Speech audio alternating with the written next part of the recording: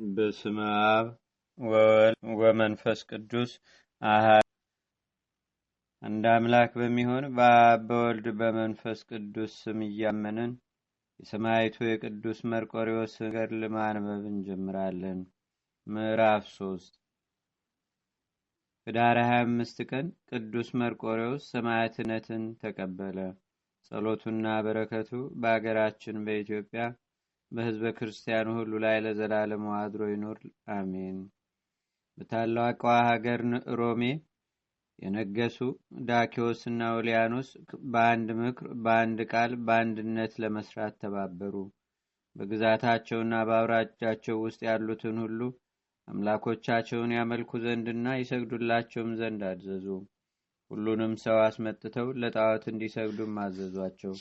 ከፍርሃታቸውና ከጭንቀታቸውም የተነሳ ፈቃደኞች ሆኑ። ይህን ካደረጉ በኋላ ፈጽመው ተደሰቱ። ሰይጣን ላሳታቸው አምላኮቻቸው በሁሉም ልብ ውስጥ ፍቅርና እውቀታቸውን የጨመሩ መሰላቸው።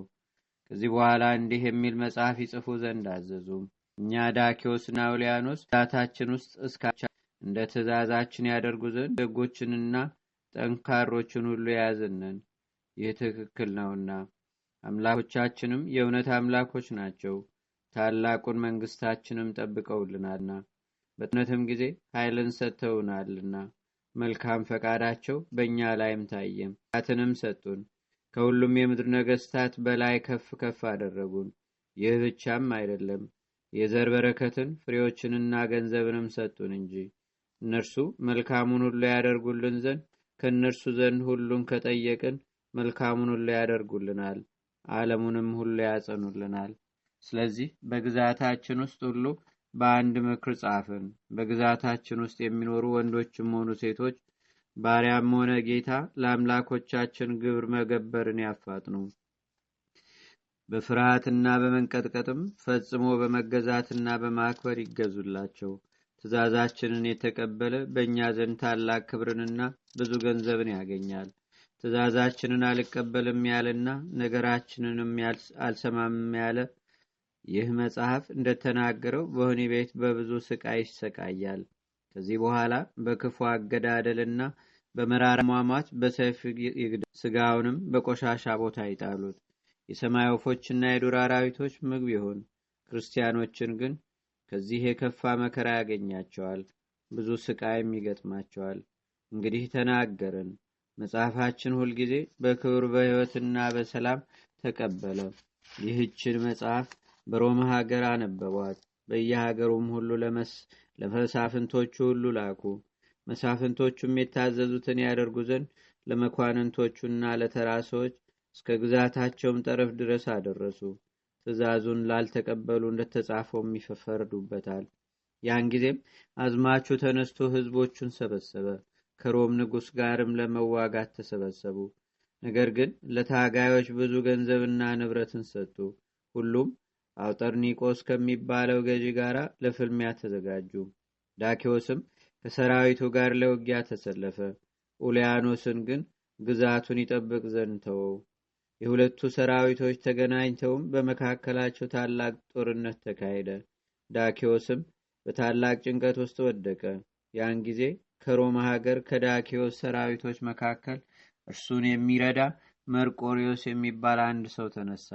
እርሱም ጠንካራና ጥበበኛ ነው። መርቆሬዎስ የጦር መሳሪያውን ይዞ መርቆሬዎስ ሆይ አትፍራ፣ አትደንግጥም፣ ልብህን አጽና እያለ ራሱን ሲመክር ልቦናውን አበረታ። ያን ጊዜም ነጭ ልብስ የለበሰ ረዥም ኃይለኛ ሰው በቀኝ እጁ ሰይፍ መዞ ታየው። መርቆሬዎስ ሆይ አትፍራ፣ ልብህንም አጽና፣ አንተን ለመርዳትና ለማዳን ወደ አንተ ተልክ ያለውና ብርታትን እሰጥሃለሁ፣ እረዳሃለሁ። ይህን ሰይፍ ከእጄ ወስደህ ሽፍቶችን ግጠማቸው፣ ታሸንፋቸዋለህና።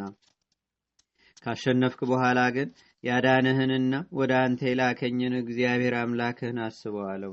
መርቆሬዎስ ይህን ቃል ሰምቶ ከንጉሥ ጭፍሮች ወደ እርሱ የተላከ ሰው የተናገረው መሰለውም። ሰይፉንም መዞ በመካከላቸው ገባ። ከግድያው ብዛትም የተነሳ እጁ እስኪደክም ድረስ መኳንንቶቹን ገደለ። ደማቸውም በምድር ላይ እንደ ውሃ ፈሰሰ። ራሶቻቸውም በዙ፣ የተረፉትም ከፊቱ ሸሹ። ንጉሥ ዳኪዎስ ጠላቶቹን አሸነፋቸው፣ ከእሱም የተረፈ የለም። ንጉሥ ዳኪዎስ የመርቆሬዎስን ገድል የኃይሉንም ጽናት የልቡን ጠንካራነትና በጠላት መካከል እንዴት እንደገባም አይቶ ጠራው። ብዙ የክብር ልብስና ገንዘብ ፈረስም ሰጠው። ከወታደሮቹ ሁሉ በላይም ከፍ ከፍ አደረገው። የጭፍችም አለቃ አድርጎ ሾመው። በግዛት ውስጥ ያሉትን ባለስልጣናትና መሳፍንት ሁሉ ያከብሩትም ዘንድ አዘዘ። ይህ ታላቅ ኃይል ለንጉሱ በድንቁርናውና መካር በማጣቱ የተነሳ ከሚያመልካቸውም ጣዖቶች የተገኘ መሰለው። ደስታው በእነርሱ ላይ ፈጽሞ በዛ። ለሰው ሁሉ ብዙ ገንዘብም ሰጠ። እነርሱን አለኮሰነ። ወደ አምላኮችም ገብቶ ሰገደላቸው፣ መባንም አገባላቸው። ወደ ሮሚያ ሀገር ከገባ በኋላም ሰዋላቸው። ሰው ሁሉም ከተኛ በኋላ ቀድሞ የተገለጸለት ይህ መልአክ ለቅዱስ መርቆሬዎስ በዚህች ሌሊት ታየው። በፊቱ እንደታየውም ሆኖ በቀኝ እጁ ሰይፍ ይዞ በፊቱ ቆመ። ከእንቅልፉም ቀሰቀሰው። እርሱም አይቶ ፈራ፣ ደነገጠ፣ መናገርም ተሳነው። መልአክ መርቆሬዎስን በጦርነት ጊዜ እንዳጸናሁ አስብ፣ እግዚአብሔር አምላክህንም አትተው፣ ስለ ስሙም ታላቅ መከራ እንደሚገጥምህ እወቅ። በመንግሥተ ሰማያትም ያዘጋጀልህን የኃይል አክሊል ያቀዳጅልህ። እንዳንተ ጌታቸውን ለሚወዱና ለሚገዙለት የክርስቲያኖች ወገኖች የኃይል አክሊልን ያቀዳጃቸዋል አለው። መልአኩም ይህን ተናግሮት ተሰወረ። መርቆሬዎስም በልቡ አሰበ፣ እግዚአብሔር አገልጋዮቹን እንደሚወዳቸውም አደነቀ። በአባቱና በሰው ሁሉ ዘንድ የክርስቶን ሕግ አስቀድሞ ተማረ፣ የክርስቲያን ወገነውን ነውና። መርዲያኖስ የሚባል ሰው ሁልጊዜ እንዲህ ይላል፣ ለሰማያዊ ንጉሥ ኢየሱስ ክርስቶስ አገልጋይ የሚሆን ብፁዕ ነው። ኃይልም ብርታትንና ታላቅ ግዛትን በዚህ ዓለም በሚመጣውም ዓለም ይሰልና ጠላቱንም ድል ያደርጋልና። ይህም ንጉሥ ሰማይና ምድርን በቃሉ ፈጠረ። ሰማይንም ለምድር ክዳን አደረገው። ብርሃናውያን በሆኑ ፀሐይ፣ ጨረቃና ከዋክብትም አስጌጠው። ምድርንም እጽዋትን፣ ዘርን፣ አዝመራንና ሽታው ደስ የሚል አበባን እንድታበቅል አደረጋት። በእርሷ ላይም ለሚንቀሳቀሰው ሁሉ መቀመጫ አደረጋት። እጽዋቱም የራሳቸው መልክና ውበት ሲኖራቸው የሚጣፍጥና የሚመር ጣዕምም አላቸው። በተራራዎች ላይም የሚበሉና የማይበሉ አራዊትንም አዘጋጀ። በባህር ውስጥም አሳዎችን ፈጠረ። በአምላካችን ትእዛዝ በነፋሶች በሚነፍሱበት ጊዜ ከሀገር ወደ ሀገር ይመሯቸውና ያደርሷቸው ዘንድ በዚያ መርከቦች ይመላለሳሉ። በሕያዋንና በሙታን ለመፍረድ በኋለኛው ዘመን የሰው ልጅ ይመጣል። ሁሉንም እንደየስራው ይከፍላል። መርቆሬዎስ ከአባቱ ዘንድ ይህን ይሰማል፣ ከልቡም አይጠፋም። በይበልጥም ቀድሞ ከታየው መልአክ ይህን ነገር ሰምቶ ያደንቃል። መርቆሬዎስ አዘነ፣ ጮኸም፣ ከልቡም አለቀሰ። ወዮልኝ፣ ወዮታ አለብኝ፣ እኔ ችግረኛና በደለኛ ነኝና መልካምን ፍሬ እንደማታፈራ ያማረ ዘለላንም መስጠት እንደማትችል እንጨት ሆንኩ። ነገር ግን በሐሳብ የሚያጽናናኝ ይሰጠኝ ዘንድ የነፍሴንም መድኃኒት ያበረታታኝ ዘንድ እኔ የምሻውን ይሰጠኝ ዘንድ ፈጣሪ እግዚአብሔርን ማልደዋለሁ አለ። የመርቆሬዎስ ዕድሜው 25 ዓመት ሞላ። ይህን እያሰበ ሳለ እነሆ 2 ልጆች ከንጉሱ ጋር ደስ ይለው ዘንድ እንዲጠሩትም ከንጉሱ ዘንድ ተላኩ። መርቆሬዎስም ነገሩት አላቸው። ወደ ንጉሱ ተመልሰውም ነገሩት። ንጉሱም ተውት፣ ትንሽ ይረፍ፣ አታውኩት አላቸው። በሚቀጥለው ቀን ጠራውና ስለ መንግስቱ፣ ስለ ጭፍሮቹ አለቆችና ምን መሆን እንዳለበት አማከረው። ከዚህ በኋላ ንጉሱ ለአርዳሜስ አምላካችን መባና ዕጣን እንስጥ አለው። ንጉሥ ሲሄድ እነሆ ሰዎች በአደባባዩ ተሰበሰቡ። መርቆሬዎስ ግን ወደ ኋላ ተመለሰ።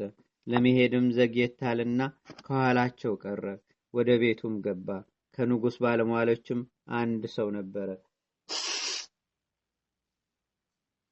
ቅዱስ መርቆሬዎስ ያደረገውንም በልቡ አወቀም። ወደ ንጉሱም ቀርቦ ከአምላክ ዘንድ ኃያል የተሰጠህ ደገኛ ንጉሥ ሆይ እንሆ የሾምከው በሮም ግዛት ሁሉ ከፍ ከፍ ያደረግከው መርቆሪዎስ ወደ ጣዖት ቤት ካንተ ጋር አልመጣም። በትእዛዝ መሰረትም መባና ዕጣን ለአምላኮች አላቀረበም፣ አልሰገደላቸውም በማለት ነገረው። ንጉሱም ማን ነው ትእዛዜን የተላለፈ አለው። በታላቅ ግዛት የሾምከው ያከበርከው መርቆሬዎስ እነሆ ካደ፣ ትእዛዝህንም አልሰማም፣ አልተቀበለም። እነሆ ሁላችንም እንሰግድላቸው ዘንድ ላዘዝከን አምላኮቻችን እንደማይሰግድ ማለ።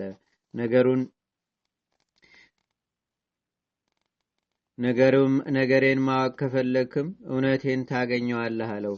ንጉሱም ከእርሱ ጋር ቲምና ጠብ ያለህ ይመስለኛል፣ ዝም በል፣ በዓይኔ ሳላይ በእሱ ላይ የምትናገረውን ቃልህን አልሰማም፣ እጠይቃለሁ።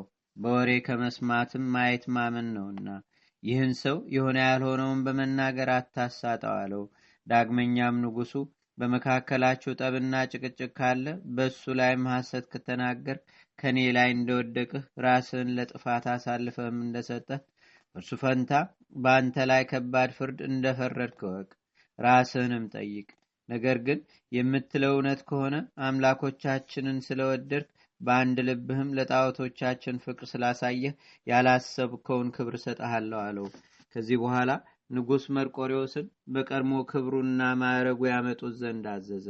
መርቆሬዎስም እንደደረሰ በፊቱ ቆመ። መርቆሬዎስ ሆይ ራስህ ታውቃለህ፣ ይህን ሹመት የሰጠሁ ስለ ጽናትህ፣ ስለ ብርታትህ፣ በጦርነት ወቅትም ውጊያውን ድል ስለማድረግህ፣ ስለተክለ ሰውነትህና እኛን ስላኮራህን ከአምላኮቻችን ዘንድም ኃይልን ስለተሰጠህ በግዛቴ ውስጥ ከባለስልጣናትና ከታላላቅ ሰዎች በላይ አደረግኩ። በእኛ ዘንድ ለምን ተለወጥ? በፍቅራችን መካከል ጥልን አደረገ። ታላቅ ክብርህንና ስልጣንህንም አላሰብክም። እንዴት እስረሳኸው? አምላኮቻችንን እንዴት ካድካቸው? እንደ ጠላሃቸው የምንሰማ እውነት ነውን? አለው። ያን ጊዜ የእግዚአብሔር ወዳጅ ቅዱስ መርቆሬዎስ የተሸለመውን ልብሱንና ስጋዊ ሹመቱን ተወ፣ ኃይልንም ለበሰ፣ ተጎናጸፋትም። የጌታችንና የአምላካችን የመድኃኒታችን የኢየሱስ ክርስቶስን ልጅነትና አሸናፊ የሚሆን የመንፈስ ቅዱስን ስጦታ በእምነት በተቀዳጀ ጊዜ ከግርማው የተነሳ አዲሱ ሰው ሆነ። ለንጉሱም ሳይፈራና ሳይደነግጥ በመንፈስ ቅዱስ ኃይል መለሰለት። ንጉሥ ሆይ ሀብትህ፣ ክብርህና ስጦታ ሁሉ ወደ አንተ ይመለስ። እኔ ያንተን አልፈልግም። በአንተ ላይ የተነሱ ጠላቶችህን ለመዋጋት ተፋለምኩ። እንዳየኸው ድል ያደረግኳቸው ጌታዬና አምላኬ መድኃኒቴ ኢየሱስ ክርስቶስ በሰጠኝም ኃይል አሳደድኳቸው፣ ገደልኳቸውም። መልአኩን ወደ እኔ ልኮ የተሳለ ሰይፍ ሰጠኝ፣ አጸናኝ፣ አዳነኝም። እነሆ የሰጠኸኝን ውሰድ፣ ከኔም አስወግድ። ይህን ሰጠሁ የምትለውን አልሻምና ከእናቴ ማህፀን ጀምሮ ራቁቴን ተወለድኩ፣ ወደ እግዚአብሔርም ራቁቴን ይሄዳለሁ። ነገር ግን እርሱ የብርሃን ልብስ ያለብሰኛል፣ ያንተም ብላሽ የሆነ የዓለም ጌጥም ናቅኩት፣ ጣልኩትም።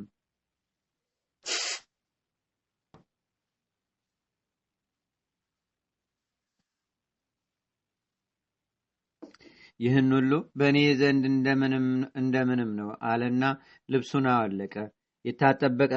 የታጠቀበትንም ቀበቶንም ፈታ። ሁሉንም ከንጉሱ ፊት አስቀመጠው፣ ወረወረውም።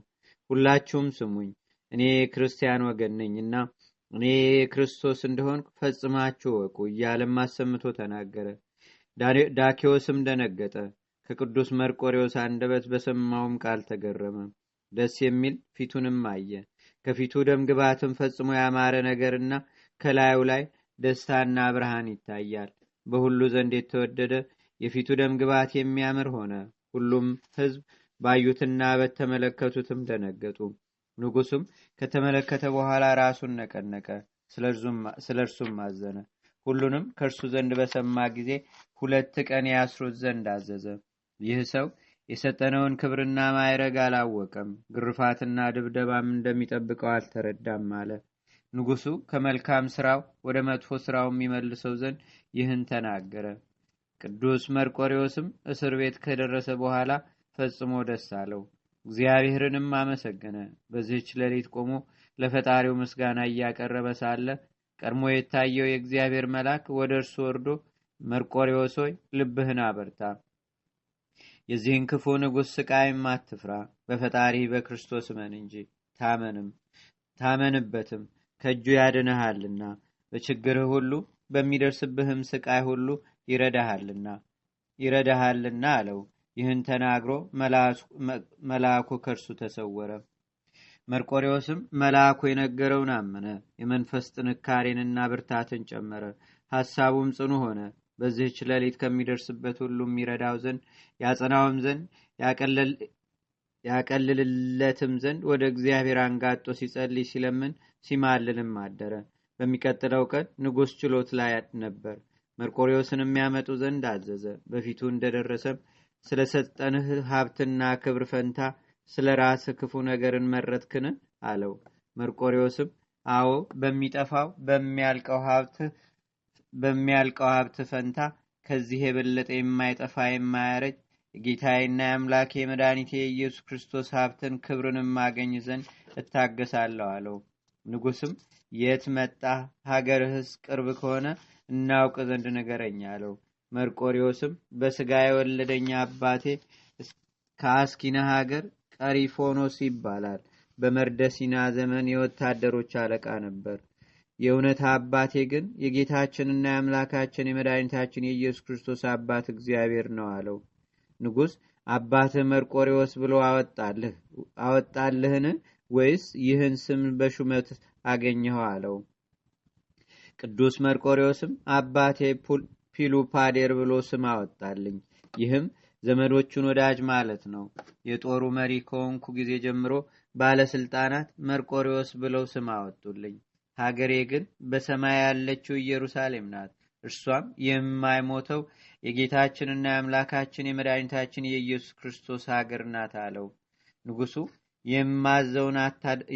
የማዝህን አታደርግምን? ለአምላኮቻችንም አትሰግድምን? በፊት የሰጠውህን ብዙ ሀብት አትቀበልምን? ካልሆነ ፈጥነህ ንገረን፣ ስለ ቀድሞ ስራ ከዚህ አምጥቻለሁና አለው። ብፁዕ መርቆሬዎስም ከእርሱ በሚመጣ ክፋት አመፀኛ ባደረገህና ባሳተ በሰይጣን አባት በአንተ ላይ ኃይልን አሳይ ዘንድ በእውነት ወደዚህ አደባባይ መጣሁ። እነሆ በመንፈስ ቅዱስ ኃይል አሸንፈሃለሁ። ከጌታዬና ከአምላኬ ከመድኃኒቴ ከኢየሱስ ክርስቶስ ዘንድ በእውነት አክሊልን እቀዳጃለሁ። አንተ የፈለግከውን ፈጥነህ አድርግ፣ ወደ ኋላም አትበል። በልዑል እግዚአብሔር በጌታችንና በአምላካችን በመድኃኒታችን በኢየሱስ ክርስቶስ ኃይልና ጽናት ታምኛለሁና ሁሉን ተንኮል ሰራ፣ ነገር ግን እርሱ ይሽርብሃል አለው። የሰማይቱ የቅዱስ መርቆሬዎስ ረድኤትና በረከት በአገራችን በኢትዮጵያ በሕዝበ ክርስቲያኑ ሁሉ ላይ ለዘላለሙ አድሮ ይኑር፣ አሜን። አቤቱ ጌታችንና አምላካችን መድኃኒታችን ኢየሱስ ክርስቶስ ሆይ ከብልጽግናቸው ብዛት የተነሳ ብዙ መባ ካገቡት ይልቅ የድሃይቱን አነስተኛ መባ እንደተቀበልክ ለሁልጊዜም የሚያገለግሉ አእላፍ መላእክትን እያሳሰብን በችግራችን ጊዜ የምናቀርብልህን ምስጋና ተቀበል። ቅዱሳን ነቢያት፣ የወንጌል ሰባኪያን ሐዋርያት፣ ሰማዕታትና ጻድቃን፣ ትጉሃን መላእክትና ፍጹማን ደናግል እንዲሁም ደጋጎች መነኮሳት ሆይ ልጅ አዋቂ ሳይለይ የምንሰበሰብባትን ይህችን የጉባኤ ቦታ ባርኩ።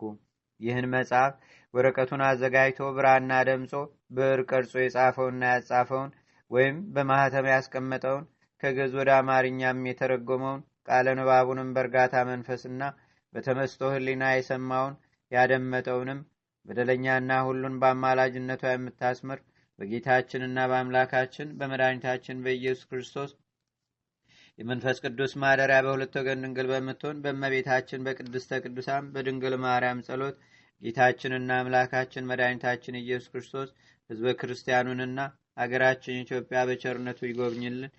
ከሰማዕቱ ከቅዱስ መርቆሬዎስ ረድኤት በረከት ይክፈለን ለዘላለሙ አሜን። አቡነ ዘበሰማያት